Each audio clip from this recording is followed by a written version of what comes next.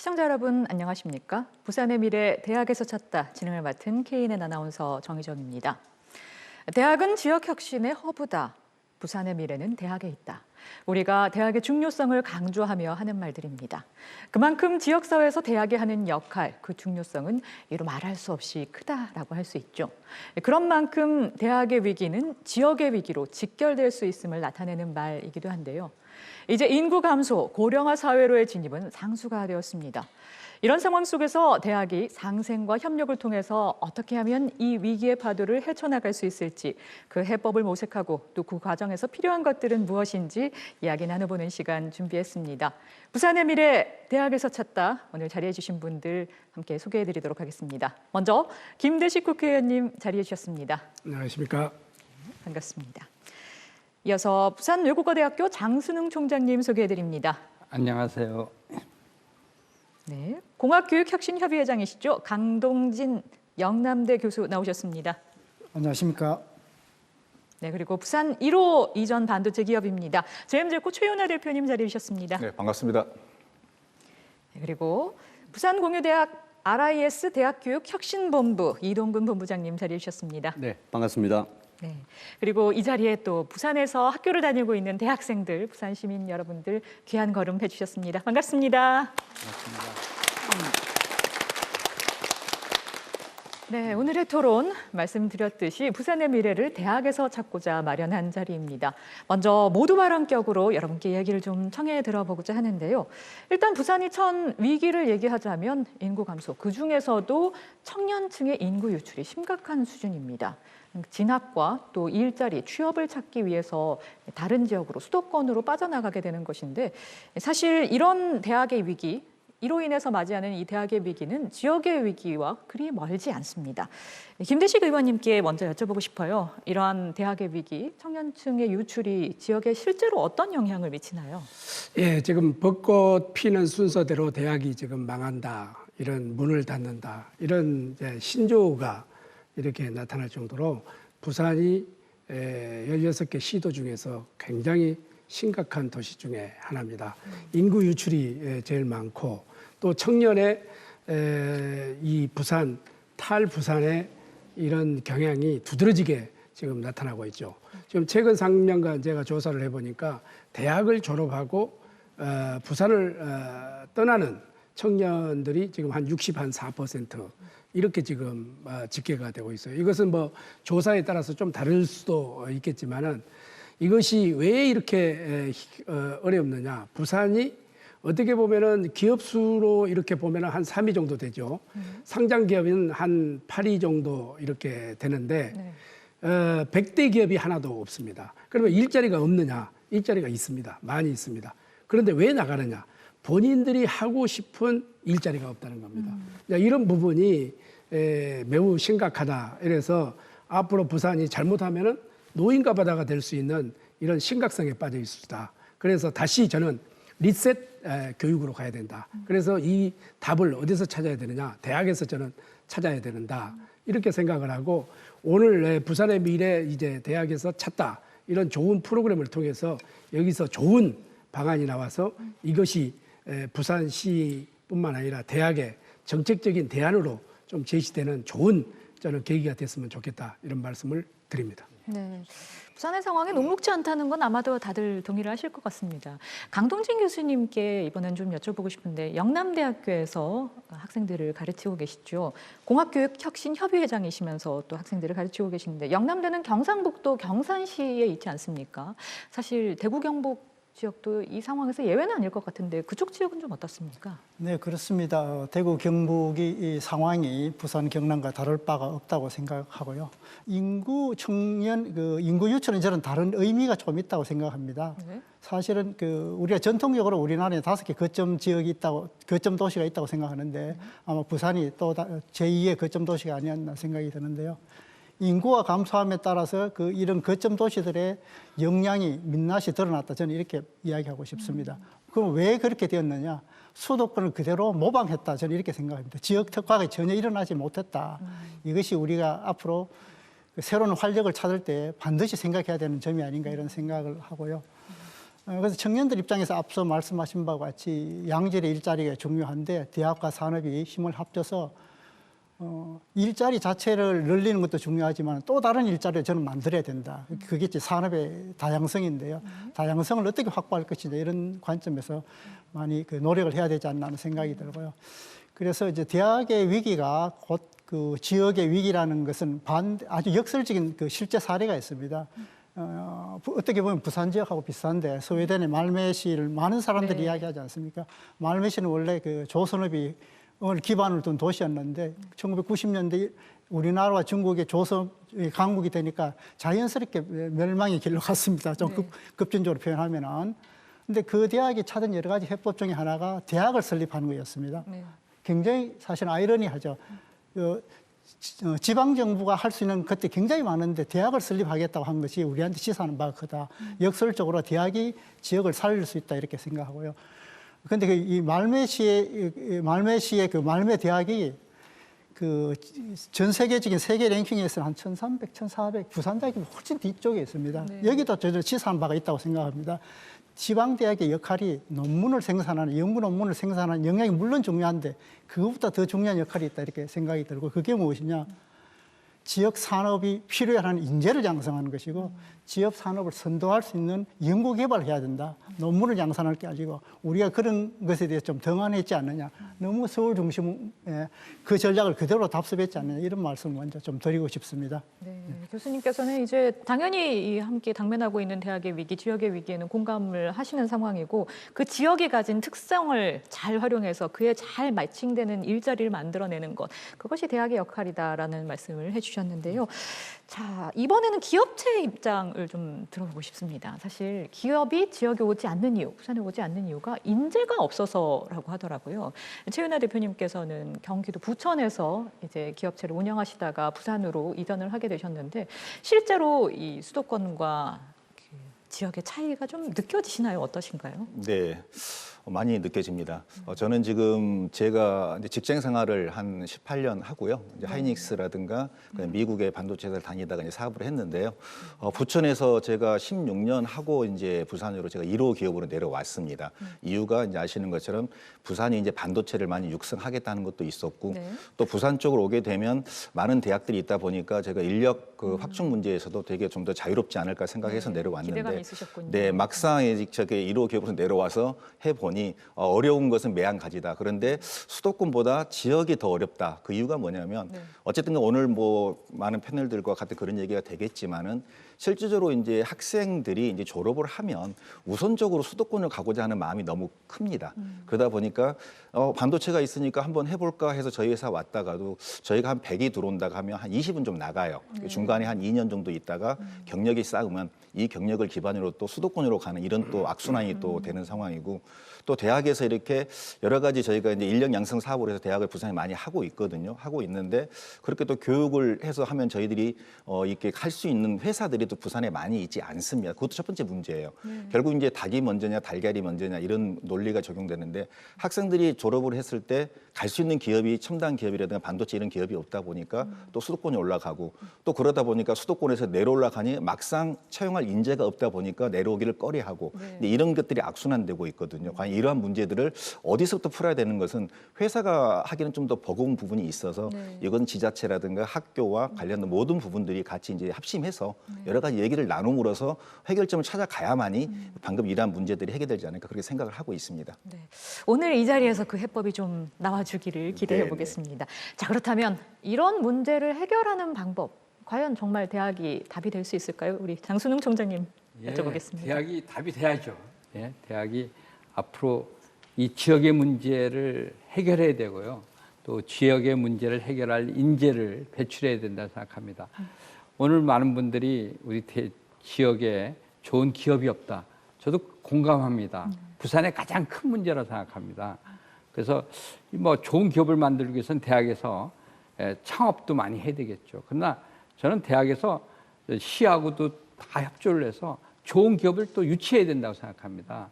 정말 우리나라 부산 또 반도체 클러스터 같은 게 들어와야 됩니다. 이게 뭐냐면은 부산이 들어오면 좋아요. 왜냐하면은 전력이 풍부한 곳입니다. 그래서 앞으로 미래 산업인 인공지능 반도체 기업이라든지 데이터 센터 이런 게 다 전력을 가장 많이 필요로 하는 건데 부산은 전기가 이 고리 원전서부터 가장 풍부한 곳이거든요. 네. 그래서 좋은 그 기업을 끌고 올 수도 있고요. 하여튼 저는 이 대학교가 정말 지식도 공급하고 또 일자리도 공급하고 또 그렇게 할 수 있도록 대학 그 관계자들이 정말 최선을 다하고 그래서 앞으로 이 대학이 좋은 일자리를 내고 좋은 일을 할 때 부산에 있는 학생들이 더 자부심을 갖고 부산에 대해서 더 있고요. 그러면 인구 유탈도 줄고 그래서 우리 부산에서 그러면 더 많이 생산되고 또 부산이 더 발전할 거라고 생각합니다. 네. 대학이 훌륭한 인재들을 많이 양성을 하면 당연히 좋은 기업들도 많이 내려올 것이고요. 또 많은 양질의 일자리들도 함께 늘어나게 되겠죠. 이런 선순환의 중심에 대학이 서 있다는 말씀이신 건데 이동근 본부장님께도 같은 질문 드리고 싶어요. 공감하시나요? 부산은 22개 대학이 있습니다. 엄청 많죠. 네. 많은 만큼 연구 중심 대학이 있고 연구 인력을 공급할 수 있는 연구 중심 대학이 있고 그리고 현장 인력을 공급할 수 있는 4년제 대학도 있고 전문 대학도 있습니다. 그렇게 해서 서로 간의 역할 분담이 될 수 있을 정도의 구조를 갖추고 있거든요. 그리고 그 수도 적지가 않습니다. 굉장히 많다 보니까 그러면 이걸 통해 가지고 이제 부산에 있는 제조업의 수준을 올리고 디지털 전환을 우리가 지원을 해서 발전을 시키겠다만 가지고 부산이 아까 말씀하셨던 것처럼 1등 기업이나 1등 도시가 되겠는가, 예전과 같은 그러한 위상을 회복할 수 있겠는가, 그것은 아니라고 생각하고 총장님 아까 말씀하셨던 것처럼 이제 우리가 전략을 다변화해야 된다라고 생각을 합니다. 첫 번째는 우리 스스로 기업에 있는 제조업이라든지 이런 기반이 될 수 있는 기업들의 수준을 올려야 될 것이고 거기에서 대학의 역할이 있을 것 같고요. 그다음에 예를 들어서 연구중심 대학을 표방하고 있는 대학이 부산에 4개 대학이 있습니다. 부산대를 포함을 하여. 이 4개 대학의 수준이 더 올라가야 된다라고 생각을 합니다. 더 올라가서 정말로 이제 싱가포르이든 같이 해안을 접하고 있는 싱가포르이든 또는 이제 상해처럼 네. 거기에 상해교통대학이나 싱가포르 국립대학이나 거기에 있는 글로벌 수준의 대학들 수준만큼으로 부산에 있는 중점 대학들이 수준이 올라가서 외부에 있는 특히 멀리까지는 힘들다고 하더라도 적어도 경남권에 있는 글로벌 기업들의 연구소부터 유치를 하는 작업들이 진행을 해야 된다고 생각하고 다행스러운 사인은 일부 진행이 되고 있는 걸로 알고 있습니다. 그래서 외부 기업에서 학생들이 갈 만한 수준 그리고 외부의 지역들한테 매력적으로 보일 수 있을 만한 그러한 대학의 수준이 올라간다라고 생각을 한다면 반드시 이제 하나의 답이 될 수 있을 거라고 생각을 하고요. 마지막으로는 이제 또 우리 스스로 성공 사례를 많이 만들어야 되는 부분이 어디냐면 창업이라고 생각을 합니다. 가장 이제 창업이 많이 나올 수 있는 분야가 또 기후테크라고 많이들 이야기를 합니다. 그리고 기후테크와 관련돼 가지고 해양 기후와 관련돼서 직격을 받고 있는 것이 또 부산 지역입니다. 지역의 특성을 가지고 있고 그런 것들을 같이 고려를 할 때 대학들이 같이 혼자서는 안 될 것 같고요.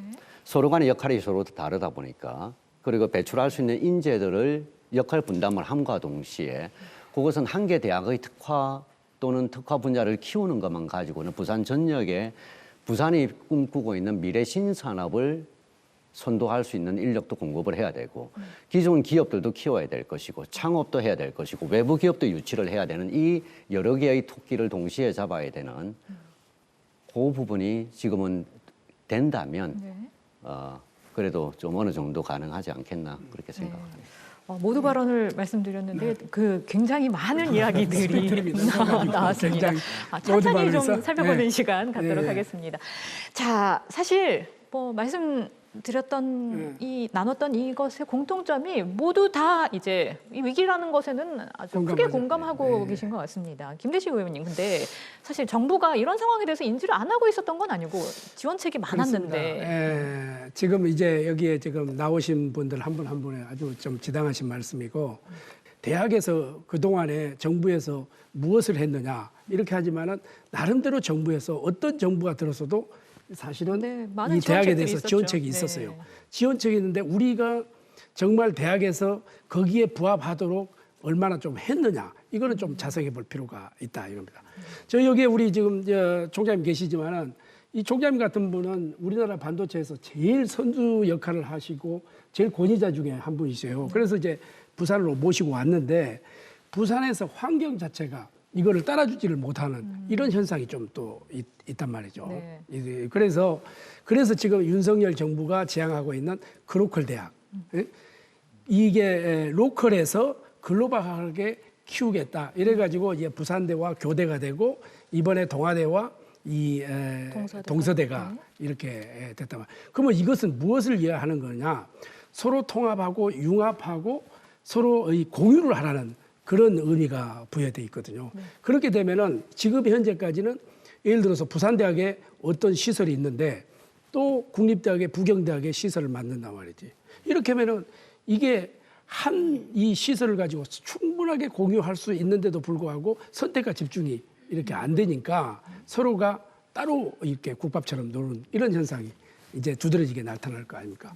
그래서 우리가 싱가포르라든지 상해라든지 일본이라든지 이런 거에 경쟁력에서 좀 뒤처지는 부분이 있고 저는 부산에 22개 대학이 있지만은 전문대학은 정말 이 기업체 산업 중심으로 가고 대학도 저는 마찬가지라고 봅니다. 연구 중심 대학은 한두 개 정도는 저는 부산에서 키우고 나머지는 산업 중심, 교육 중심으로 가야 된다.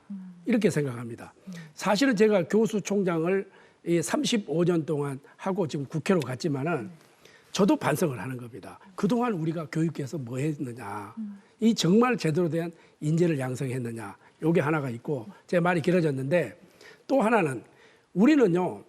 사실은 대학을 졸업하고 좋은 인재들은 전부 서울로 뺏기면은 요즘 보세요. 전부 의대 간다. 고시한다. 검사 판사한다. 또 대기업 간다. 그럼 손은 누가 키웁니까? 사실은 손은 누가 키워요?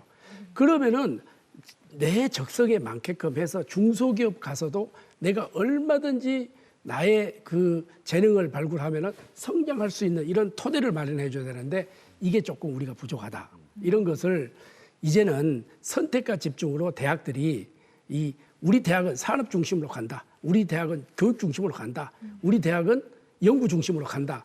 이런 것을 정말 정확한 명확한 그것을 해서 인재를 양성하고 배출할 때 우리 기업에서 이 인재들을 선택하고 이 선발한다. 저는 이렇게 봅니다. 그래서 그런 방향으로 이제는 대학들이 좀 움직여줘야 된다.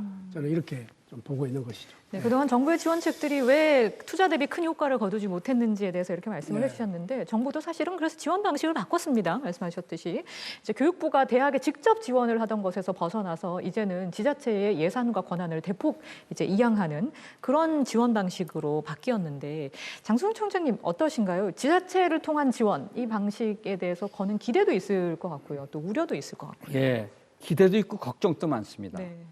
기대가 되는 거는 뭐냐면 우리 대학들이 이제 지역의 문제를 해결한다는 거, 그리고 지역의 문제에 대해서 연구한다는 거, 교육한다는 거, 이 점에서 굉장히 아주 저는 기대가 큽니다. 네. 그래서 지역에 필요한 인재와 기술을 공급한다는 건 좋은데, 근데 또 하나 우려되는 건 뭐냐면 역시 지역의 기업 이게 계신 분들은 예를 들어서 지방자치단체에 계신 분들은 사실 일자리가 막 돌아가서 전문가가 별로 없습니다. 예를 들어서 부산시만 해도 뭐 연구개발만 또 교육만 하신 분이 얼마나 되겠습니까? 그런데 사실은 지금은 굉장히 변화의 시기입니다. 저는 지금 같은 경우에는 미래를 볼 수가 있어야 됩니다. 특히 지금 앞으로는 인공지능을 대학이나 하여튼 뭐 우리 교육에 얼마나 많이 그 개발하고 접목하고 인공지능 시대의 교육을 접목해야 되는데 그러려면 가감한 투자도 있어야 되고 교육과 연구가 확 바뀌어야 됩니다. 그래서 인공지능이 정말 이 부산에 정말 인공지능 교육을 선도하는 부산이 돼야 되거든요. 이런 면에서 저는 좀 미래를 바라보는 거 이런 것은 지역에 가면 좀 막히지 않았느냐. 그래서 저는 아까 말한 대로 정말 지역이 잘 되려고 그러면은 좀 미래를 보는 눈, 그다음에 그동안 해왔던 걸 가지고는 안 되겠다는 겁니다. 그동안 해왔던 것으로 해보니까 아까 말한 대로 100대 기업도 없지 않습니까? 네. 그러니까 우리가 좀 더 좋은 기업들을 유치하고 또 창업하고 또 미래 인공지능 같은 데 끼어들라 그러면은 좀 더 우리가 크게 투자해야 되는데 네. 이런 것을 지역 부산시라든지 뭐 여기에 여러 뭐 공공단체라든지 이런 것이 따라줄 것인가. 그래서 저는 그런 면에서 좀 대학 같은데 더 자율성을 주고 네. 그 대학이 더 치고 나갈 수 있도록 그런 것을 잘 할 때 네. 저는 될 수 있고요. 그래서 또 저는 그렇습니다. 아까도 얘기했지만 부산이 좋은 장점이 많거든요. 부산이 정말 살기도 좋습니다. 아까 정말 아름다운 도시고 네. 그리고 저는 아까도 반도체 같은 좋은 뭐 회사나 공장을 끌고 들어오는데도 굉장히 유리합니다. 데이터 센터 같은 데 끌고 들어오는 유리한 거는 바로 전력이 바로 공급되기 때문에 네. 지금 사실 지금 경기도나 지금 수도권에 전력 공급이 안 돼가지고 지금 반도체 공장들이 돌아가지 못하고 있습니다. 네. 그래서 저는 아까도 말한 대로 IT 인재들은 뭐 수도권에만 있다. 이건 큰 문제입니다. 그럴 필요도 없는 거예요. 이 좁은 나라에서. 네. 그래서 앞으로 우리 부산도 정말 반도체라든지 IT, 인공지능이 정말 넘치는 네. 인재가 많고 그다음에 산업도 넘치고 그래서 이 생각을 바뀌어야 되겠다. 그래서 네. 이제 뭐 판교 이내면 안 된다. 뭐 저 수도권 바깥은 안 된다. 이걸 다 뜯어 고치고 정말 부산은 가장 지역하기 좋은 그 기업하기 가장 좋은 도시. 지역이 네. 도시다. 네. 이런 걸 제가 얘기하고요. 오늘 김대식 의원님도 나오시고 근데 우리 국회의원들한테도 부탁하는데 정말 부산에 좋은 기업을 얼마든지 데리고 올 수 있는데 이거에 대해서 좀 더 용감하게 추진해야 하면은 대학이 또 열심히 같이 돕고요. 그러면은 아마 부산이 살기 좋은 도시가 될 거라고 확신합니다. 네. 이해하면 안 되지. 네. 이제 잠시 예. 이동근 청장님께, 예. 이동근 본부장님께 이 부분만 함께 여쭤보겠습니다. 지금 공통적으로 이제 얘기되는 게 아까 모두 발언에서도 말씀하셨던 부분이기도 하지만 미래 산업과 연계된 그런 일자리들을 만들어낼 수 있는 그런 대학이 돼야 되고 그런 대학이 되기 위해서는 지금 지자체로 내려온 권한을 대학으로 대폭 예. 이양하는 게 좋겠다라는 말씀이신 건데 어떻게 동의하시나요? 저희는 1년 정도 남짓 RIS 사업을 지금까지 진행을 해왔지만은 한 400억 정도가 400억 이상이 투입이 되었습니다. 네. 다른 지자체를 보면 5년 정도 한 사업단을 보게 되면 4 곱하기 5 2천억입니다. 이 2천억 정도의 규모라고 하는 것은 얼마나 큰 돈입니까? 이걸 이용을 하면은 벤처를 어느 정도까지는 글로컬에 훨씬 더 글로벌 수준까지 끌어올릴 수 있을 만한 네. 그러한 정도의 돈을 투입을 했는데 여기에서 나왔던 그리고 여러 가지 많은 체제들 그리고 많은 많은 교육 인프라들 콘텐츠들 이러한 부분들이 라이즈 체계의 초창기 버전에서는 이 내용이 완전히 빠져 있었습니다. 그래서 굉장히 우려가 되었습니다. 네. 그동안에 구축해놨던 정부 국고와 시비를 이용해서 구축했던 이 좋은 그러한 자산들을 그대로 연계를 하지 않고 그대로 사장을 시키는가 어떤 식으로 이관을 할 것인지 그리고 일부 지역 같은 경우에는 초강력권으로 묶여있던 것을 다시 광력권으로 뺀다라는 그런 우려가 또 있었습니다. 그러면 묶여있던 부분에서 다시 떨어져 나가면서 여기에서 구축되었던 협력 관계들은 사장을 시킬 것인가 하는 그런 대학에서의 우려도 있었습니다. 네. 다행스러운 것은 이번에 부산의 경우에는 계획이 늦게 출발을 했지만 계획이 잘 되었다고 생각합니다. 그렇게 해서 대학연합의 기존에 구축되었던 요 자산을 활용할 수 있을 만한 여지가 남겨졌고 또 하나 더 말씀드리고 싶은 것은 더 좋은 게 하나가 있는데 전에 부산의 RIS 사업들 같은 경우에는 지역에서 가장 중요한 핵심 지표가 하나 있습니다. 정주율입니다.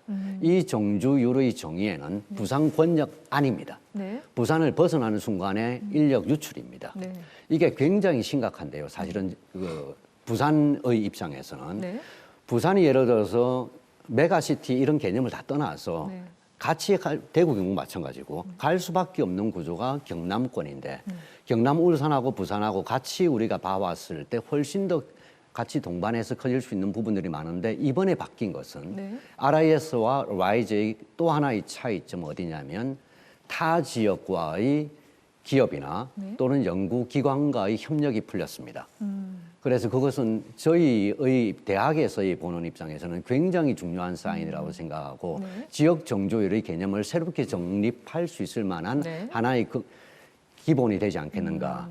거기에서 이제 최근에 바뀐 네. 그런 부분이 있기 때문에 저는 사실은 우려가 컸었는데 기대로 지금은 바뀌었다. 기대가 네. 좀 더 큰 네. 그러한 상황으로 말씀드리겠습니다. 간단하게 우리 김대중 예, 의원님. 그래서 지금 참 우리 이동건 본부장님께서 자세히 설명을 해주셨는데 그동안에 이제 정권에 따라서 이게 뭐 링크니 누리 사업이니 그렇죠. RIS니 이런 뭐 글로컬이니 이런 쪽으로 왔잖아요.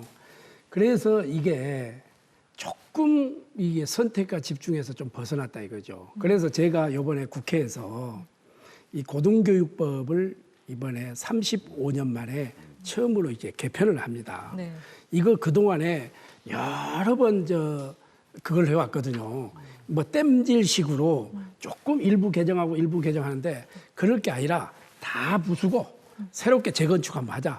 이래서 일을 하면은 이 선택과 집중을 하는 거예요. 돈을 예를 들어서 지금 우리 장순홍 총장님 학교에다가 뭐 100억을 줬다. 그럼 100억을 총장이 알아서 결정하라는 거지. 선택과 집중해서.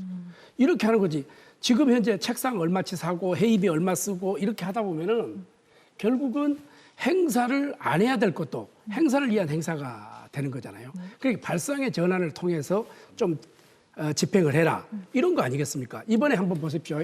노벨 물리학상과 노벨 화학상을 받았어요. 그러면 물리학을 전공하고 화학을 전공해서 평생 연구한 사람이 노벨상을 받아야 되잖아요. 그게 정답이잖아요.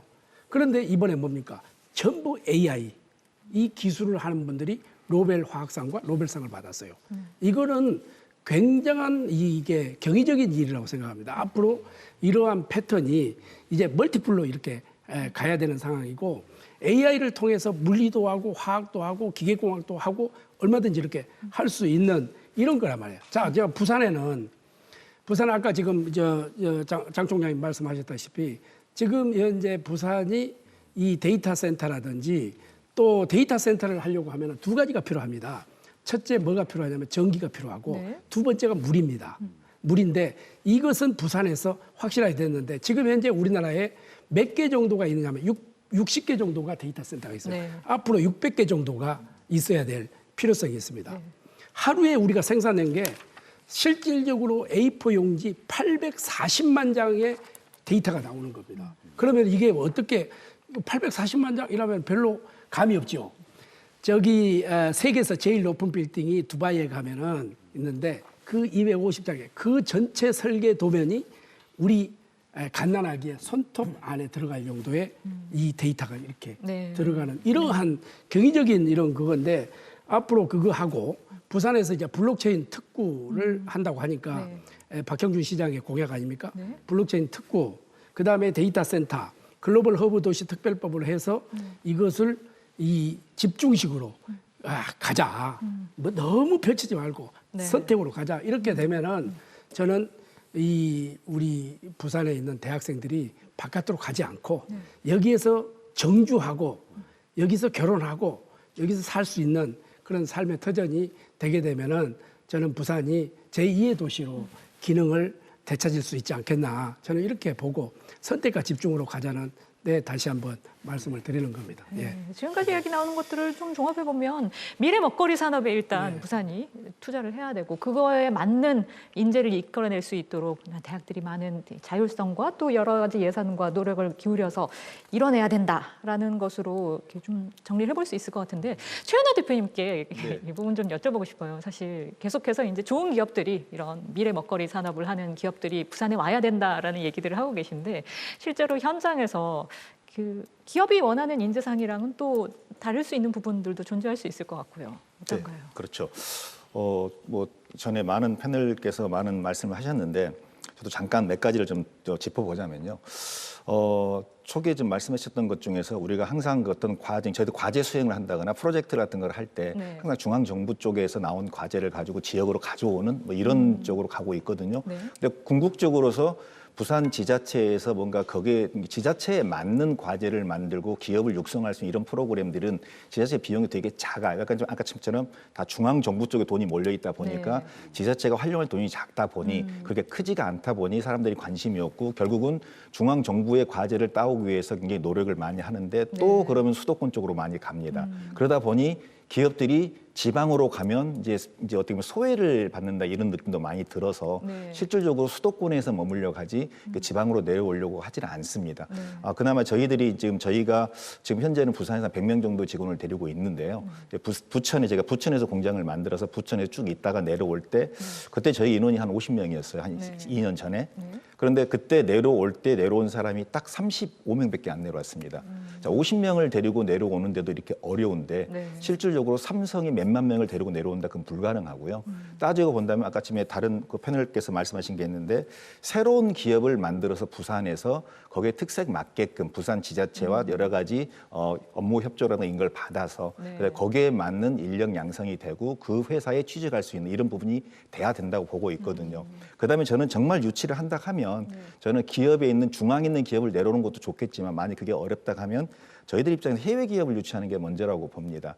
이게 왜 그러냐면 어떻게 보면 저희들도 지금 현재는 저희가 매출이 다 95%가 수출이에요. 전력 반도체 쪽에 있는 것을 저희가 만들다 보니까 국내에는 시장이 없습니다. 애시당 저희가 회사 만들 때부터 다 수출 위주로 가다 보니까 이제 글로벌 회사들을 상대하고 있는데 그러다 보니까 전 세계를 돌아다녀 보면 대다수가 다 이제 그런 쪽으로 유치를 하고 그런 글로벌 회사들이 지금은 이제 말레이시아가 엄청납니다. 엊그저께 인도하고 대만을 갔다 왔는데 말레이시아가 전 세계 반도체 뭐 인텔부터 해가지고 되게 많이 들어갑니다. 첫 번째 이유는 뭐냐면 가장 큰 게 전기세예요. 아까 말씀처럼 전기가 말레이시아가 좀 풍부합니다. 그래서 산유국이거든요. 그럼 전기가 많이 풍부하고 두 번째는 말레이시아가 제가 10년 전에 갔을 때는 영어를 못했어요. 영어는 좀 필리핀이 좀 동남아 쪽으로 본다면 필리핀 조금 잘하고 태국도 영어가 안 되고 싱가포르 잘하고 홍콩 잘했는데 지금 홍콩 영어 잘 안 통합니다.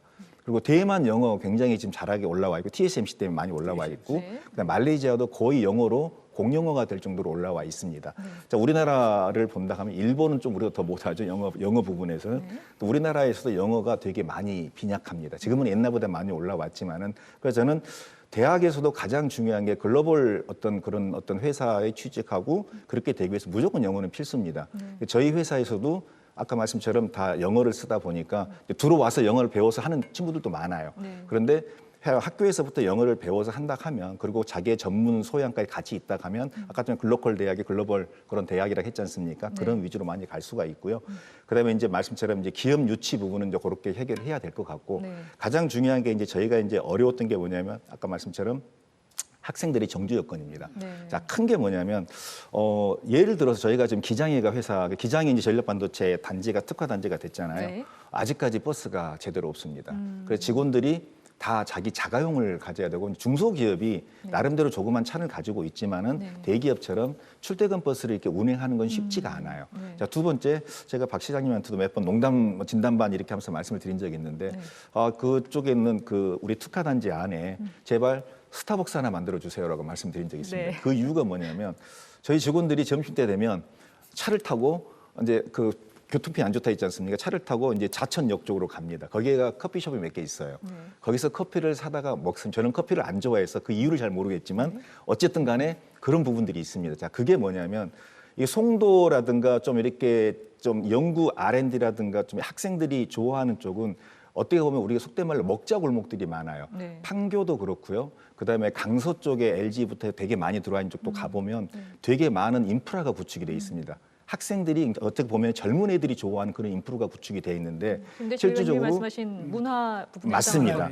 그게 저는 먼저 있어야만이 학생들이 졸업을 했을 때 저기 괜찮네 이렇게 가고 싶은 회사가 괜찮다기보다는 저 지역이 괜찮네라고 이런 부분이 생기는 거거든요. 그래서 저는 그런 문화를 이끌어줄 수 있는 부분이 어떻게 보면 정주 여건 쪽에서 숙박도 좋지만은 어쩌고 MZ라 하지 않습니까? 그런 세대들이 어울릴 수 있는 그런 문화 공간들이 분명히 존재해야만이 그 옆에 있는 회사도 같이 다니고 싶다 할 정도, 뭐 회사도 잘해야 되겠지만 뭐 이런 게 생기고요. 두 번째는 이렇습니다. 지금 현재는 학생들이 이제 이렇게 MZ 세대들이 이제 졸업을 하고 이게 나가서 이 지역에 정주하는 것도 중요한데 더 중요한 것은 정말 끌어당길 수만 있다 하면 위에 있는 애들, 위에 있는 학생들을 밑으로 끌어오는 게 더 중요하다 봅니다. 저희가 50명 내려올 오히려 때요. 수도권의 학생들을 유치하자는 그렇죠. 말씀이신 내려올 거죠? 때 네. 안 내려온 애들이 있어요. 다 30대 이하는 안 내려왔어요. 다 30대 이상만 내려왔지 30대 이하는 안 따라왔습니다. 그 이유는 뭐 내려오게 되면 뭐 기숙사부터 다 제공한다 했지만 궁극적으로서는 수도권에 있는 어떤 학생들에다가 그쪽에 살고 있는 사람들의 그 생각 자체는 지방이에요. 지방인데 여기서 누리는 근데 설사 지역이 저희들 아닌 제가 지방이죠. 부천에 있었잖아요. 네. 부천에 있으면서도 뭐 서울 쪽 관계 이런 쪽에 인프라 구축은 뭐 서울에 뭐 예술회관 가서 뭘 본다 이런 정도는 아니었어요. 네. 그런데 불구하고 수도권에 있다는 것만으로도 걔들이 어떤 자부심을 느낀다 이런 부분이 있는데 그러다 보니까 이 부산 쪽에 내려온다 하면 내가 왜 지방으로 가야 되지 이런 마인드를 갖고 있는 이 마인드가 깨져야 됩니다. 결국은 이제 학생들의 있는 우리가 교육을 할 때 부산에 어떤 정주하고 있는 대학들의 그 학생들의 마인드도 분명히 바꿔져야 되지만 수도권에 있는 마인드도 바꿔져야 되는데 그러기 위해서는 바꾸라 해서 바꿔질 게 아니지 않습니까? 네. 환경이 바꿔져야 되고 그걸 기업이 할 수 있는 부분은 한계가 있거든요. 네. 지자체라든가 아까 말하는 교수님들이라든가 그다음에 여러 지자체 그다음에 언론들 네. 그다음에 또 아까 말씀 뭐 국회의원님들을 법을 만들 때 이런 부분들이 바꿔진다 하면 네. 이제 하나하나 바꿔질 거예요. 이게 저희가 생태계가 무너지는 게 반도체 특히나 메모리 빼놓고는 모든 반도체 생태계는 꽤 오래전부터 깨져 왔습니다. 그 20년이 넘었거든요. 근데 이러한 생태계 클러스터를 만든다는 게 쉽진 않아요.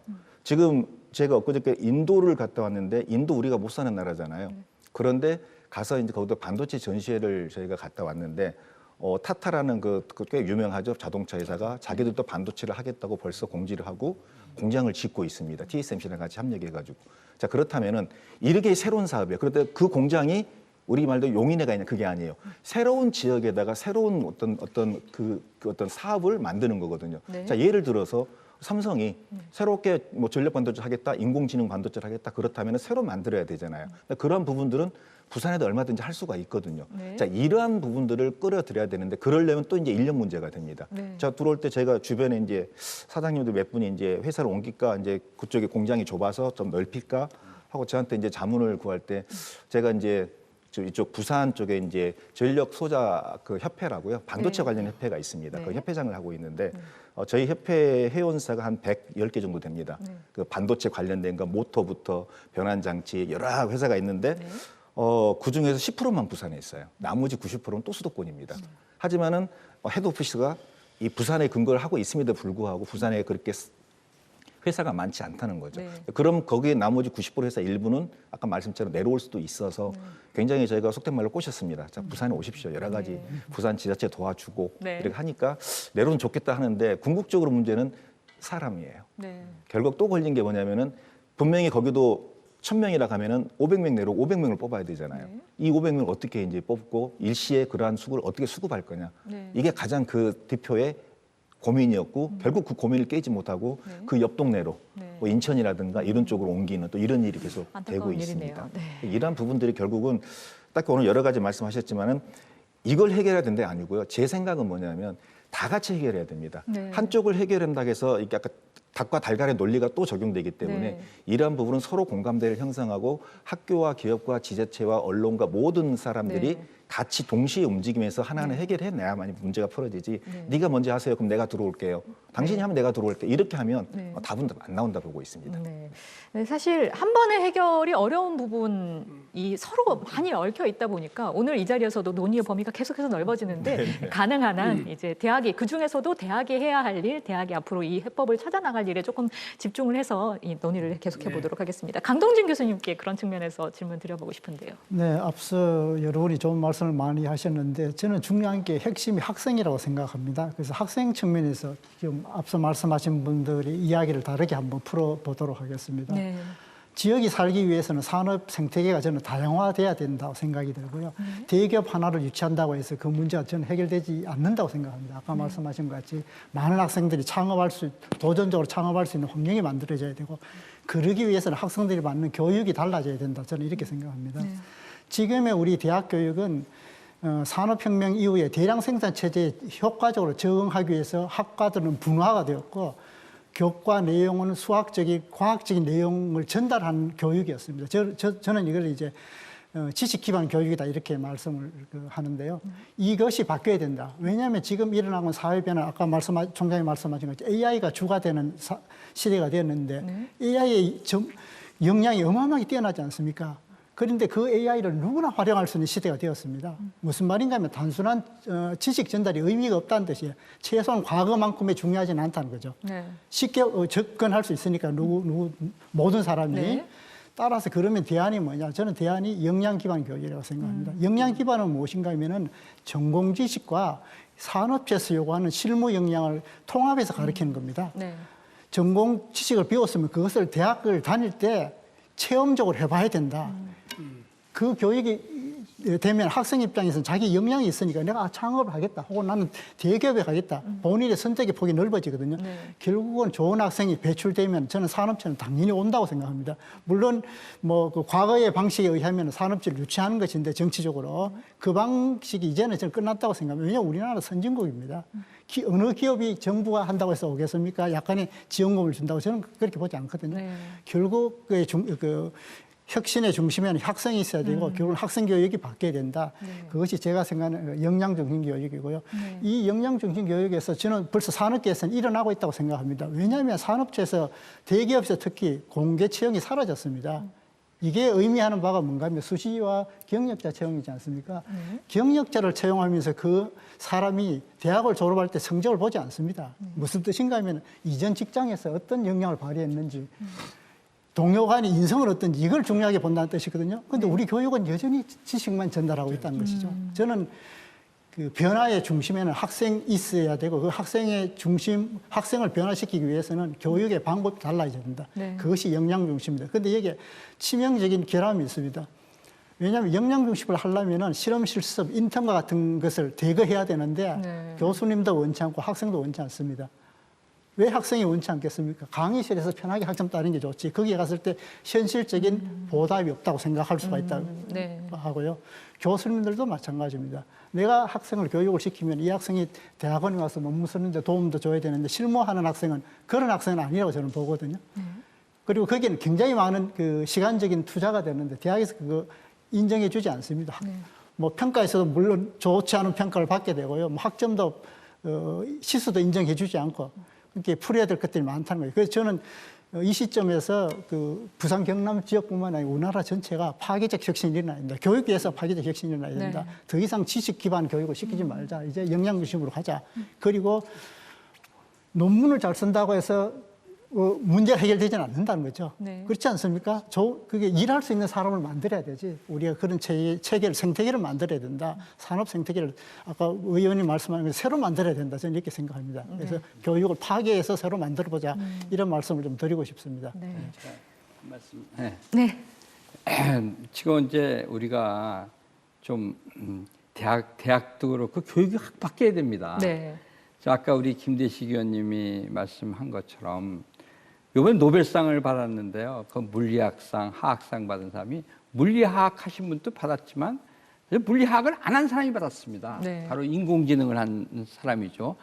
저는 이게 굉장히 큰 그 아주 시사점이 크다고 봅니다. 네. 그래서 우리 교육이 그 인공지능을 강하게 아주 많이 받아들여야 됩니다. 많은 분들이 뭐 인공지능 때문에 무슨 부작용이 있지 않을까 생각하는데요. 저는 이렇게 생각합니다. 인공지능의 교육을 많이 받아가지고 이럴 때 우리에게 기회가 옵니다. 또 많은 분이 부작용도 걱정하는데 부작용을 알기 위해서도 많이 해야 됩니다. 네. 그래서 저희가 정말 앞으로는 인공지능에 대해서 우리가 가감히 들어가야 되고요. 그러면 앞으로 제일 중요한 교육의 핵심은 뭐냐면 문제를 잘 찾는 겁니다. 네. 그러니까 문제, 질문 이런 걸 잘해야 돼요. 네. 그게 뭐냐면 좋은 문제만 찾으면 인공지능이 어느 정도 해결해 줍니다. 그래서 노벨상도 탈 수 있는 겁니다. 그러니까 네. 저는 앞으로 우리 교육에서 제일 핵심은 문제를 잘 찾고 해결하는 능력이고요. 네. 그다음에 이제 사실 딴 게 필요 없습니다. 앞으로는 이 스스로 공부할 수 있는 능력을 좀 갖춰야 됩니다. 예? 이게 앞으로 일생 필요하거든요. 그래서 우리가 이제 그 하고 또 한 가지 중요한 건 협동하는 능력입니다. 그래서 저는 이제 그거를 PSC 능력이라고 하는데 문제 프로블럼이고 S는 스스로 공부하는 셀프 스타디고 C는 컬래보레이션을 하는데 이런 능력을 그래서 아까 역량을 기르게 돼서 어떤 전문 일개의 그 고기가 중요한 게 아니라 고기 잡는 법을 그 우리가 가르쳐 줘야 된다, 교육에. 그래서 제가 뭐 인공지능의 능력이라든지 뭐 PSC 능력이라든지 이 문제 해결 능력 네. 이런 것들을 우리가 좀 교육을 좀 바꾸고 그럴 때 저는 저 최근에 한 예가 그렇습니다. 제가 카이스트에 32년 있었고 제가 이제 보직을 10년을 했습니다. 네. 부총장을 이제 오래 했는데 그때 제가 지금 요즘 말하는 그 HBM이라는 것이 요새 뭐 삼성과 하이닉스의 그 요새 뭐 크게 갈랐는데 그걸 개발했던 교수님이 하나 있었어요. 그거를 먼저 받아들였기 때문에 하이닉스가 굉장히 뜨는 건데 네. 그런 문제 하나가 세상을 바꿉니다.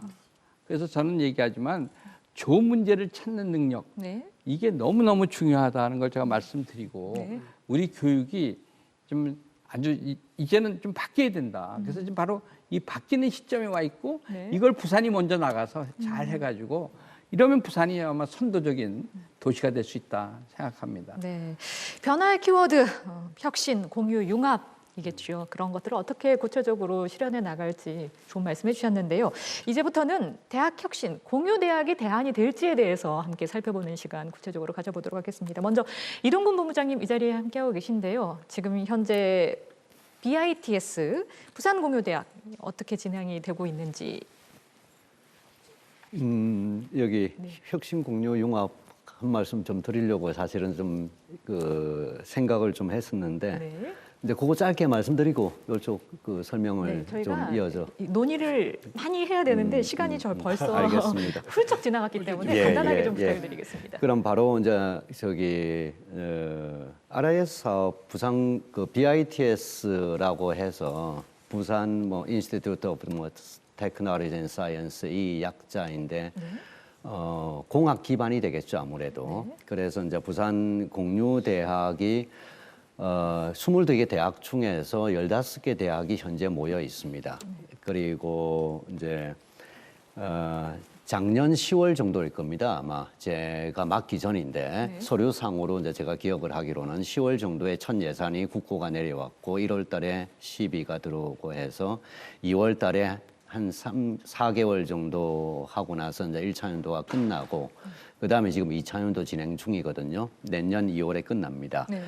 15개 대학이 들어와 있고 3개 대학원이 들어와 있습니다. 그래서 이제 그 관련되어서 4개 스마트 모빌, 해양 모빌리티, 그다음에 해양 물류, 항만 물류, 그다음에 에너지, 차세대 에너지 이렇게 해서 4개의 전공이 3개의 부산대, 동아대, 해양대의 중심 대학을 기준으로 이제 15개 대학들이 각각 다 3개의 전공으로 각각 다 들어와 있습니다. 7개 내 8개의 대학들이 들어와서 하나의 팀을 이루고 있고 그래서 이제 지금 작년에 이제 올해 초에 그 학생들 모집을 해서 1차 연도 동안에 학생을 모집해서 지금 현재 한 749명 정도가 등록이 되어 있습니다. 네.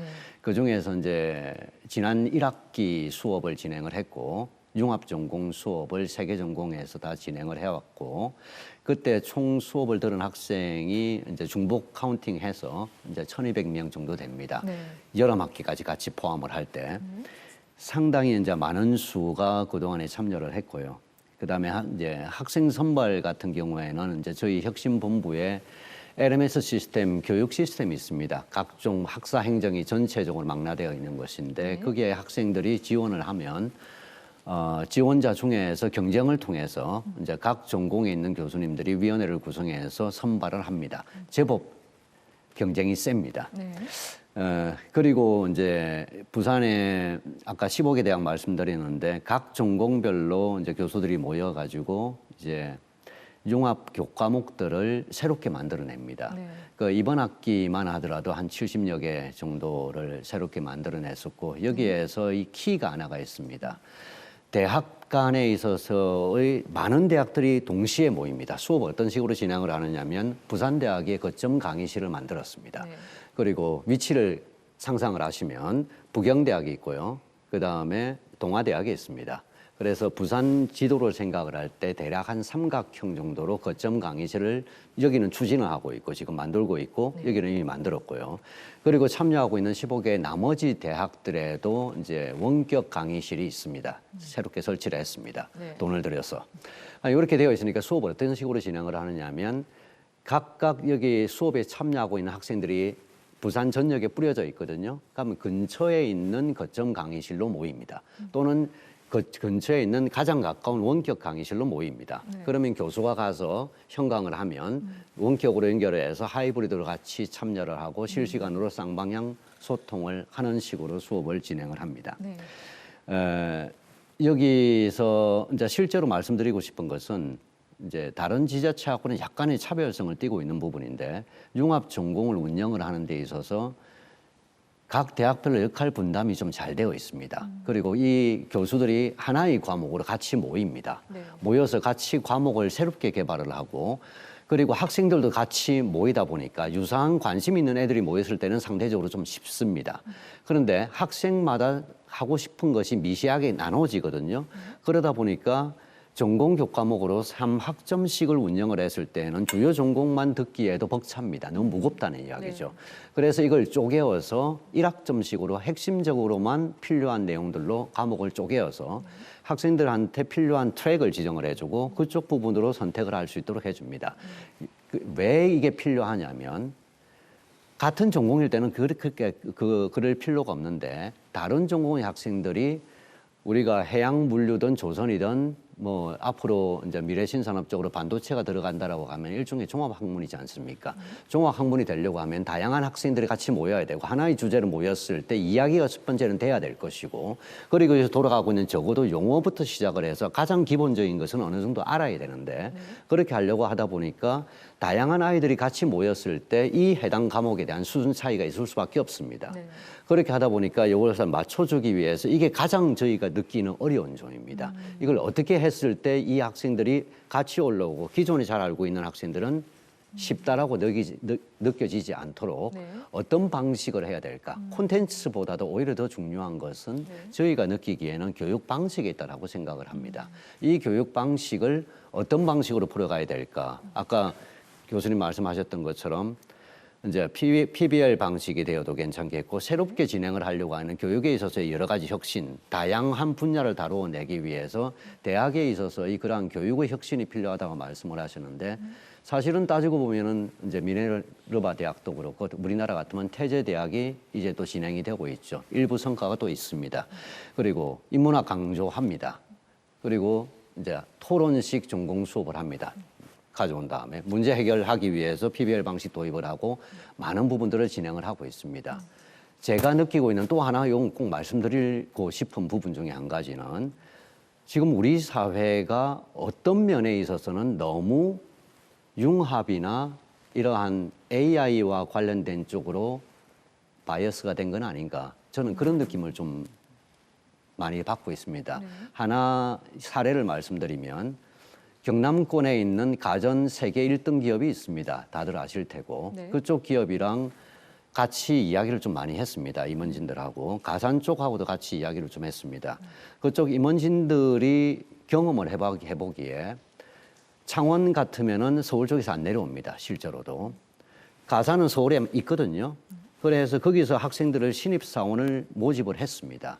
인도에 굉장히 많은 그 사업장을 만들고 거기에서 또 신입사원을 뽑아서 두 학생 그룹들을 비교를 해봤더니 놀랍게도 인도 학생들에 비교해서 우리나라에서 실제 채용을 했던 신입사원들, 글로벌 기업이잖아요. 거기에서 그쪽 기업체들이 느끼기에는 기초 공통교육이 너무 약하다. 너무 심지어는 어떤 경우에 있어서는 무전공으로 아예 학교를 졸업하기도 합니다. 학부를. 그러다 보니까 여기에서 무슨 문제가 발생을 하느냐 하면 정말로 꼭 배워야 될 부분을 학생이 설계를 하는 것이 어떤 면에 있어서는 좋은 이미지인데 어떤 면에 있어서는 성적을 잘 받기 위한 것만 골라서 쇼핑을 하게 되는 그러한 부작용이 발생을 하기도 합니다. 그러다 보니까 저희가 느끼기에는 어떤 느낌을 가지고 있냐면 융합교육도 해야 되고 왜냐하면 분야 자체가 다양하니까 네. 이건 안 할 수는 없습니다. 네. 그런데 이걸 하는 데 있어서 아주 정교하게 설계를 할 필요가 있을 것 같다. 기존에 저희가 가져왔던 기초 공통에 대한 것이 없이 네. 요 하기에는 사상 누각이 아니겠는가. 그래서 여기에 대한 밸런스가 굉장히 중요하다는 이야기들을 실제 글로벌 기업들에서는 이야기를 합니다. 네. 산업과 관련되어서. 그래서 이제 그런 부분들과 관련되어서 우리도 한번은 이제는 요 자리에서 모인 이상 네. 조금 더 고려해 볼 필요가 있지 않는가라고 이 생각을 부분을 합니다. 강동진 교수님께 좀 여쭤보고 싶어요. 사실 전국 공과대학들의 공유대학이라고 할 수 있는 공학교육혁신협의회 회장이시잖아요. 지역이 아닌 이제 학문의 카테고리로 연결된 공유대학이라고 할 수 있을 텐데 비슷한 고민 하셨을 것 같아요. 공유대학이 이제 그 교육을 혁신해 오겠다는 그 사업이니까 저는 그 모든 사업이 특히 교육 사업은 확실한 비전이 있어야 된다고 생각합니다. 그런데 지금까지 우리의 그 사업은 정량적인 목표를 설정하고 그거 달성을 위해서 노력하였거든요. 컨텐츠가 없었다는 이야기입니다. 무슨 컨텐츠가 있었냐는 거죠. 이제 그 점에서 공유대학에 대해서 제가 주제 넘게 조금 말씀을 드려보겠습니다. 먼저 저희 혁신센터 사업을 좀 말씀드려보면요. 네. 저희 혁신센터 사업은 전국 73개 대학이 이제 혁신센터 사업을 하는 대학이 73개 대학인데요. 네. 거기 협의체입니다. 저희가 2007년에 시작하여서 2028년 2월까지 현재까지 진행될 예정인데 굉장히 오래된 프로그램입니다. 이렇게 오랫동안 될 수 있던 것은 나름대로 교육적 기여가 있었다 이런 생각이 들고요. 1단계가 2007년부터 이제 5년간 사업이었는데 가장 큰 기여는 제가 생각할 때 우리나라 공학교육 체제의 워싱턴 워커드 글로벌 수준의 공학교육 체제를 받아들인 겁니다. 거기에 우리 혁신센터가 혁혁한 공유가 있다. 그거는 누구도 아마 모든 사람이 인정하지 않을까 이렇게 생각이 들고요. 2단계 사업은 2012년부터 2022년까지 10년간 있었는데요. 그 당시에는 산업계에서 어떤 그 불만이 있었는가 하면 우리의 제조 역량은 뛰어난데 설계 역량이 너무나 떨어진다 이런 이야기 굉장히 많이 했습니다. 우리 학교에 대해서. 네.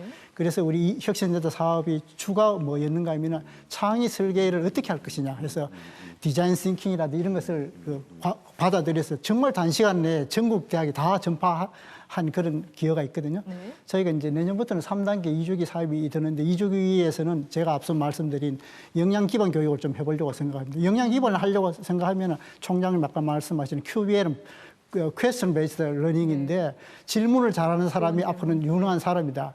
그것은 이제 체험적으로 해보자는 게 이제 역량 기반 교육인데요. 그런 관점에서 그 공유대학에 대해서 제 나름대로 좀 주제 넘은 이야기를 좀 드려보고 싶습니다. 제가 생각할 때 공유대학의 가장 큰 장점은 교육을 파괴적으로 혁신할 때 부담이 있습니다. 모든 대학이 부담이 있거든요. 네. 기존 질서를 무너뜨리는 거니까. 네. 그 점에서 여러 대학이 조금씩 나눌 수 있으니까 장점이고요. 또 그 개별 대학이 하는 혁신은 학생 입장에서 모든 걸 다 이렇게 공유할 수 있으니까 그 점이 가장 큰 장점이라 생각이 들거든요. 그렇다면은 저는 변화의 폭을 과감하게 가져가야 된다 생각합니다. 왜냐하면 대학에서 큰 부담이 아니거든요. 네. 그죠? 그래서 그게 그때 할 수 있는 게 뭐냐 그 생각해 보면 제가 그 조금 주제 늦게 그 건의 드리고 싶은 것은 마이크로 크레덴셜 체계를 한번 만들어 보자. 마이크로 크레덴셜은 뭔가 하면은 산업에서 필요로 하는 기업에서 필요로 하는 역량을 조그맣게 정의하는 거죠. 네. 그 정의에 맞는 교육 과정을 만드는 겁니다. 그리고 거기는 필연적으로 경험적인 게 들어가는 거죠. 제일 좋은 방식은 인턴입니다, 사실. 그런데 그게 부담이 많으면은 최소한 실험 실습을 할 수 있는 그것을 이수하고 나면 학생들한테 역량 배치를 발급하는 거죠. 디지털 역량 배치를 발급하는 겁니다. 그러면 그게 새로운 AI 시대의 저는 자격증이라고 생각합니다. 그래서 그걸 마이크로 크레덴셜이라고 제가 이야기를 하는데 그런 생태계를 만들면은 부산 지역에 특화된 생태계를 만들 수 있습니다. 삼성과 같은 대기업이 부산 지역에 오면 대구보다 오면 좋죠. 오겠냐는 거죠. 오도록 만들어야 된다고 저는 생각하고요. 또 그다음에 학생 입장에서는 거기 모든 학생이 거기를 가기를 원치는 저는 않는다고 생각합니다. 네. 중소기업에서 나는 좀 여유롭게 살기를 원하는 학생들도 있거든요. 그러려면 학생 개개인이 역량이 있어야 된다. 산업 관점에서. 네. 그래서 교육이 그렇게 바뀌어야 되고 그것을 어떻게 학생과 산업체 대학을 연결시켜 줄까? 그게 제가 생각할 때 역량 배치입니다. 네. 그 역량 배치가 결국은 자격증이 되는 거예요. 그 어느 지역에서 내가 공부하였더라도 그 역량 배치를 가지고 산업계에서 통용되는 네. 일종의 그 굉장히 작은 아주 특화된 자격증이 되는 네. 거죠. 예. 지금 자격증은 굉장히 과거 고시처럼 이렇게 치지 않습니까? 이게 너무 무겁다는 거예요. 내용도 그렇고. 또 이게 지식 기반이거든요. 뭘 아느냐 모르냐 하는 건데 미래 시대에서 요구하는 건 아느냐 모르냐가 지식이 중요하지 않다는 거죠. 무엇을 경험했느냐가 중요하다는 거죠. 어떤 질문을 할 수 있는 역량이 중요한 거죠. 네, 그런 관점에서 공유대학이 좀 그런 모델을 한번 시범적으로 해보셔서 우리나라 전체 모범이 되었으면 좋겠습니다. 제가 응원하겠습니다. 현업에서 아주 오래도록 관련 분야에 종사해 오신 분들이니만큼 그 식견과 또 견해가 남다릅니다. 정말 많은 이야기들이 오늘 오가고 있는데요. 시간이 얼마 남지 않았습니다. 안타깝게도 이 얘기들을 조금 이제는 간략하게 조금 답변을 해주시기를 부탁을 드리면서 이 자리에서 또 안 들어볼 수 없는 것이 있습니다. 공유대학의 수업을 듣는 학생의 입장은 어떨까 좀 궁금하기도 한데요. 여기 많은 학생분들이 자리하고 계십니다. 질문을 좀 받아보고 싶은데 의견 있으신 분 혹시 손을 좀 들어서 표해 주시겠습니까? 네, 저기 학생으로 보이는데요. 혹시 답변도 조금 간략하게 부탁을 드리겠습니다. 저희가 시간이 많이 지나서요. 네. 질문도 간단하게 부탁드립니다. 네, 안녕하십니까. 저는 부산에서 대학 다니고 있는 김시영이라고 합니다. 네, 좋은 말씀 정말 잘 들었고요. 아까 이동근 본부장님께서 그 수업 수준에 대한 부분을 말씀하셨는데 저는 이제 평가에 대한 좀 질문을 드리고 싶습니다. 현실적으로 이 대학생의 입장에서 성적 산출에 대해서는 굉장히 예민한 부분인데 일반적인 대학의 경우에는 이제 수능과 같은 입시 제도를 통해서 학업 수준이 비슷한 학생들이 모여서 수업을 듣고 성적을 산출하지 않습니까? 그런데 이제 공유대학의 경우에는 다양한 대학의 다양한 학업 수준을 가진 학생들이 와서 수업을 듣는데 이러한 학생들의 이러한 다양한 수준을 가진 학생들이 모두가 만족할 만한 그런 공정한 평가 방식을 갖추고 있나 과연 그 부분이 좀 궁금합니다. 네, 짧게 답변드리겠습니다. 이제 저희가 한 학기 시행을 해보고 여러 학기 시행해봐서 딱 한 번 진행을 해봤는데 다른 지자체하고는 조금 다를 수 있습니다. 저희 같은 경우에는 사실은 그 학력 같이 모아가지고 성적을 매겨보니 아무래도 차이가 좀 납니다. 그래서 이제 여기 학생들이 이제 아무래도 요즘은 굉장히 민감하지 않겠습니까? 네. 그런 부분도 있고 해서 학교 간에 별도의 평가를 합니다. 그래서 이제 그룹핑을 지어서 그렇게 해서 지금 같은 과목인데 구성하고 있는 학교가 서로 다를 경우에 이제 그 실제 평가는 따로따로 합니다. 그렇게 진행을 하고 있습니다. 네. 제가 이야기 좀 해도 되나요? 간단하게 부탁드립니다. 간단하게 하는데 그래서 우리나라가 이게 잘못됐다는 거예요. 교육이. 이게 그래서 저 평가가 뭘 중요하고 그러냐 이거죠. 능력에 그 발휘하는데 지금 현재까지 주입식 교육이고 성적 위주의 교육을 해왔기 때문에 이게 잘못됐다는 것은 창의적인 거죠. 뭔가 어떤 하나의 이 발견을 하고 발명을 하고 이렇게 하는 거 보면은 그 분야에 미치는 거거든요. 미국이 왜 그레이트 아메리카 미국이 그러냐? 미국에서 아이비리그 출신들이 뭐 총장님 계시지만 아이비리그 출신들이 뭐 좋은 데로 갑니까? 기업체 대기업으로 갑니까? 국가 공무원으로 갑니까? 고시 판사합니까? 물론 일부러 가겠죠. 한 70% 이상이 벤처를 한단 말이에요. 그래서 좋은 그게 나오는데 우리나라는 우리 지금 김시영 학생이 지금 정확한 말씀을 했어요. 지금 현재 김시영 학생도 여기까지 오면서 그런 교육을 받았기 때문에 성적, 그 성적에 그렇게 강한 겁니다. 그렇게 하려고 하면은 성적 자체를 없어요. 가지고 패스 이렇게 하면은 이런 방법으로 해가지고 정말 발상의 전환을 하고 아까 우리 강 교수님 말씀하셨잖아요. 완전히 파괴를 해야 된다니까 지금 리셋 교육을 해야 된다니까 그렇게 해야 되고 그 다음에 현장에서도 엔터테인먼트 해야 되는가 에듀케이션 플러스 엔터테인먼트가 가야 되는 거야. 놀면서 공부하고 공부하면서 놀고 이런 터전을 마련해주고 과감하게 탈바꿈하지 않으면은 원위치예요. 연구 아까 논문 말씀하셨 논문 쓰면 뭐합니까? 인문학의 논문 보면은 가동률이 0.5명이야. 나도 안 읽어. 본인 논문을 자기도 안 읽어. 이런 현상이기 때문에 뭐 물론 교수가 연구, 봉사, 또 저기 또 뭡니까? 연구, 봉사, 교육 이게 세 가지가 이게 같이 해야 되겠지만 그걸 틀어야 돼. 그걸 기본적으로 해놓고 가감하게 탈피하자 이거지. 가감하게 이렇게 해주면은 저는 공유대학에 이것도 좀 30초만 기회 주십시오. 자, 오늘 그 30초 의원님이 되겠습니다. 말씀이 정확합니다. 그 회사에서요 업무 능력은요 성적순 아닙니다. 그렇죠. 네. 그래서 굳이 성적 가지고 저는 이 공유대학마저 성적으로 판단을 하면 안 된다 보고 네. 학생들이 자유롭게 얼마든지 성적에 얽매이지 않고 일을 배워서 자기 가고 싶은 업무를 할 수 있게 만들면요 회사에서도 굉장히 효과가 좋습니다. 성적수는 분명히 아니기 때문에 저는 분명히 이것은 예. 의원님의 동의를 합니다. 네, 좋습니다. 여러 가지 저도- 혁신 저도 또 기대해 10초만. 예. 그래서 이제 그 성적은 하나의 그 자료이긴 한데 그 자료의 중요성이 점점 떨어진다. 그래서 영양 배지를 발급하는 게 어떻겠나 하는 게 제 네. 말씀을 드리는 겁니다. 네. 네. 한 말씀 할까요? 네. 예. 저는 이제 제가 카이스트라는 데서 32년이 있었습니다. 그래서 이제 근데 거기는 과학기술, 창의력 이런 걸 강조했었고 네. 지난 8년간은 한동대학교에서 이제 거기는 인성을 굉장히 강조하는데요. 네. 저는 오늘 마지막으로 제가 여기 오늘 기술 얘기를 많이 했는데 네. 앞으로 인공지능 시대에서는 가장 중요한 게 인성교육입니다.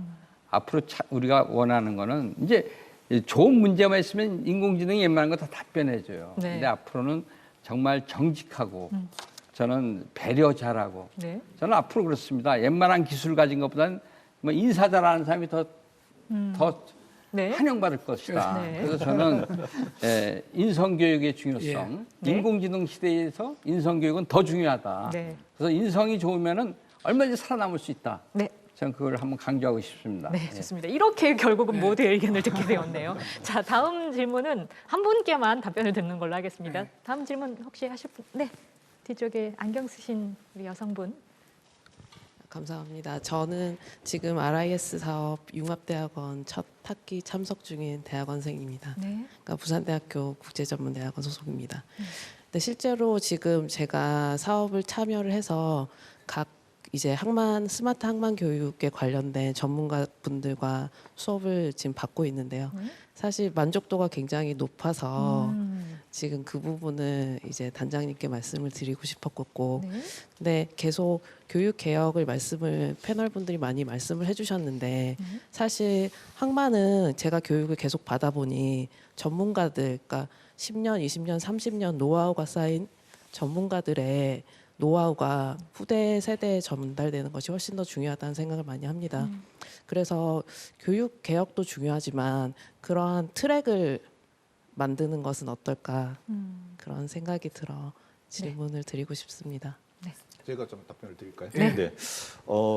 저도 공유대학을 몇 년간 와서 했습니다. 그게 뭐냐면 이제 저희는 이제 반도체 특히나 전력 반도체를 하다 보니까 전력 반도체 공유대학이 만들어져서 네. 실질적으로 이제 아까 말씀 트랙을 이제 만들어 세워 왔거든요. 이 네. 트랙이라는 게 뭐냐면 우리가 반도체 하면은 그냥 하나의 반도체지만은 이걸 딱 세분화시키면은 소재에서부터 마지막 시스템까지 굉장히 많은 단계가 나옵니다. 네. 이 모든 단계를 한 사람이 다 할 수가 없거든요. 그러다 보니까 소재는 소재, 소자는 소자, 뭐 패키징 이렇게 해가지고 나눠지는 부분에서 제가 한 트랙을 맡았는데 궁극적으로 가장 큰 문제는 뭐냐면 이 공유대학 굉장히 좋습니다. 그런데 이걸 가르칠 수 있는 교수님들이 많이 안 계셔요. 왜 그러냐면 우리가 기존에 국어나 수학을 가르친다면 되게 많은 선생님들과 교수님 계시겠지만은 네. 새로운 문화죠. 어떻게 보면 새로운 첨단에 대해서 아까 전에 총장님 말씀한 인공지능도 그렇고 이런 부분들은 정말 만들어 놓은 것도 좋지만 가르칠 수 있는 교수진이 없습니다. 네. 그러다 보니까 이 공유대학에서 대안을 어떻게 했었냐면 저희가 이제 실행했을 때는 교수님도 위주는 그러니까 이론 위주로 이렇게 많이 가르치신 거 가고요. 네. 그다음에 이제 각 그 회사의 대표나 아니면 기술진들이 실질적으로 실기를 가르쳐주거나 여러 가지를 가르쳐주는 이런 대안을 갔거든요. 네. 그래서 저희가 그 당시 공유대학에 했을 때는 각 트랙별로 같은 그 회사들이 있어서 저희가 네. 저희 트랙을 맡았고 네. 그래서 학생들을 저희 회사 공장에 들어가서 실질적으로 만져볼 수는 없지만 견학을 시키고 이론을 가르치고 막 이런 식의 어떤 네. 트랙을 가져갔는데 가장 큰 것은 이 공유대학에 정말 성공하기 위해서는 교수진을 정말 이렇게 잘 만들어야 되고요. 네. 그다음에 이쪽 공유대학은 이론을 가르친 것보다는 실기 위주의 어떤 패러다임을 가져야 됩니다. 커리큘럼 자체가요. 왜 이 친구들이 여기서 배워서 내가 가고 싶은 데에 회사에 가서 그걸 만지려면 최소한 내가 생뚱맞은 게 아니고 뭔가 보고 간 이런 게 있어야 되기 때문에 그런 위주의 교육이 돼야 되고요. 그런 게 조금 잘 맞아지고 이제 패러다임이 된다 하면 그러니까 커리큘럼 자체를 어떻게 만드냐 되게 중요할 거로 생각을 하고 있습니다. 네. 이제 정말 마무리 발언을 여러분께 청해 들어야 할 시간입니다. 못다 하신 말씀도 좋고요. 강조해서 하고 싶은 이야기도 좋습니다.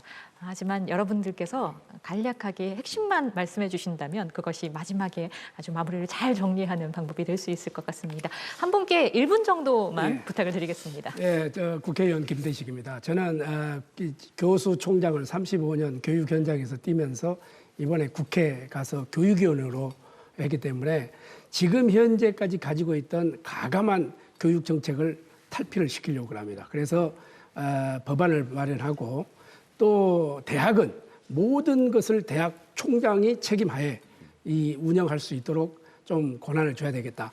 교육부 장관이 가지고 있던 권한을 가감하게 대학으로 좀 넘겨줘야 되겠다. 그래서 창의적인 교육, 이게 누구나가 이 한 분야에 어떻게 보면 미칠 수 있는 이런 교육의 터전을 마련하려고 하면은 그런 것을 뒷받침해 주기에는 이 법안이 먼저 필요하기 때문에 그 법안에 대해서 입법을 하고, 또 하나는 우리 학생들이 정말 이제 발상의 전환을 통해서 교육을 받아야 될 권리가 있다, 이렇게 생각을 하고, 앞으로 AI 시대에 정말 인성과 또 자기의 창의력 그리고 지혜를 이렇게 높일 수 있는 그런 교육의 터전을 마련하는데 국회에서 최선을 다하겠다, 이런 말씀을 드리겠습니다. 네, 감사합니다. 네. 저는 오늘 아주 KNN이 아주 좋은 방송을 한 것 같습니다. 타임이 참 중요한데요. 지금은 교육이 변해야 될 시기입니다. 정말 교육이 개혁돼야 될 시기고요. 그래서 우리 오늘 김대식 의원님이 또 교육 개혁을 위해서 특별법을 좀 제정하고 계시다는데 참 좋은 이야기고요. 저는 앞으로 정말 이 시기는 지난 100년의 앞으로 1, 2년이 지난 100년보다 더 중요한 시기가 될 겁니다. 그래서 많은 대학교들이 좀 다 잊어버리고 가감히 계획을 했으면 좋겠습니다. 그리고 이 부산이 기회입니다. 이 교육 개혁을 통해서 정말 부산이 잘 살 수 있고 정말 부산에 좋은 일자리도 생기고요. 부산이 정말 획기적으로 더 발전할 수 있는 좋은 기회라 생각하고, 이 기회, 특히 인공지능 시대를 놓치지 말아야 되고요. 그래서 저는 부산이 정말 앞으로 살기 좋은 도시가 꼭 될 거라고, 이 교육 개혁을 잘하면은 정말 훌륭한 도시, 살기 좋은 도시가 될 거라고 믿습니다. 네. 예, 오늘 제가 이게 초대받아 와서 제 평상시에 가지고 있던 소신을 좀 말씀드리게 돼 대단히 기쁘게 생각하고요. 그 점에서 이제 마이크로 크레덴셜에 대해서 제가 조금만 더 설명을 드리고 싶습니다. 지금 사실 변화는 일어나고 있고, 제가 이제 개인적으로는 사회 봉사하는 것이 한국공학교육인정원의 연구센터 소장을 겸하고 있는데요. 작년부터 지금 정부가 하고 있는 부트캠프 사업의 영양 배치 이미 발급하고 있습니다. 올해부터 이제 모든 부트캠프 학생들 영양 배치가 나가게 되거든요. 내년에는 2차 전지, 차세대 여기까지 다 나가게 되는데, 공유대학은 제가 봐서 또 다른 플랫폼입니다. 그래서 공유대학이 이런 디지털 배치를 통해서 마이크로 크레덴셜 생태계를 조성하는데 정말 좋은 플랫폼을 이미 구축하셨다 생각이 들거든요. 그래서 제가 응원도 드리고 필요하시면 제가 기꺼이 도와드리겠습니다. 정말 여기서 한번 또 다른 꽃이 피어졌으면 좋겠습니다. 전국 단위에는 벌써 이제 일어나고 있기 때문에 아마 지역에서 잘 모르시는 것 같아요. 그래서 제가 오늘 이 말씀을 드리게 되어서 대단히 기쁘게 생각합니다. 네, 네. 감사합니다. 네, 감사합니다. 네, 아무튼 이 좋은 자리에 불러주셔서 KNN 방송에서 감사 인사를 드리고요. 오늘의 주제가 부산의 미래, 대학에서 찾다지 않습니까? 맞습니다. 이 부산의 미래도 있지만 기업의 미래도 분명히 대학에서 찾아야 되는 게 맞고요. 과연 이러한 대학이 좋은 인재가 이 부산에 정주하면서 저희 기업에 와야 이제 기업이 발전되고, 아직은 중소기업이지만 정말 이제 10년 뒤에는 저도 열심히 해서 대기업을 만들고 싶은 욕심도 있지 않습니까? 그러려면 인력, 인재가 분명히 있어야 되고, 이러한 인재를 잡기에는 중소기업에는 힘의 한계가 있습니다. 그렇다면 결국은 어떤 교육 문화나 지자체의 어떤 정책 이런 것들이 과연 어떻게 같이 어울려져서 이 기업들이 내려오고 여기에 있는 학교에 있는 학생들이 이 기업에 다시 정주하면서 이 선순환이 계속되면서 여러 가지 좋은 효과를 만들어내기 위해서는 다 같이 협력해야 되지 않을까 생각합니다. 네, 감사합니다.